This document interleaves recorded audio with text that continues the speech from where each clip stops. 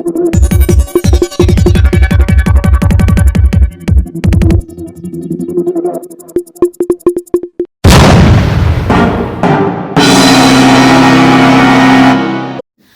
शाखा युनिट 1च्या पथकानं चौघा चोरट्यांच्या टोळीसह चोरीच्या दुचाकी खरेदी करणाऱ्या एका संशयित आरोपीला जाळ्यात घेतलं।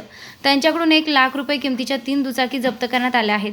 चोरटे दुचाकी विक्रीच्या उद्देशानं पंचवटी गोदा पार्क परिसरात येणार असल्याची गुप्त माहिती मिळाली होती। या माहितीच्या आधारे सहाय्यक निरीक्षक हेमंत तोडकर, सहाय्यक उपनिरीक्षक सुरेश माळोदे, प्रदीप म्हसदे, प्रवीण वाघमारे, नझीम खान पठाण, जोगेश्वर बोरसे, समाधान पवार यांच्या पथकानं गोदा पार्क परिसरात सापळा रचला। संशयित अभिजित श्रीराम राऊत 36 राहणार रामवाडी, विजय नागराज रेड्डी वय 43 राहणार वाघाडी, श्याम गिरीश ओढेकर राहणार डीजीपी नगर व कुणाल दत्तात्रय सोनवणे राहणार पंचवटी यांना रामवाडी परिसरातून अटक केली आहे। तसेच त्यांनी चोरी केलेली 1 दुचाकी भंगार व्यावसायिक संशयित राजेश गोपीनाथ साळी राहणार तिवंधा लेन यास विक्री केली होती। त्यालाही पोलिसांनी बेड्या ठोकल्या आहेत। तो त्यांच्याकडून चोरीच्या दुचाकी कमी किमतीत खरेदी करत होता। स्टार लक्ष मराठी न्यूजसाठी रफिक सय्यद।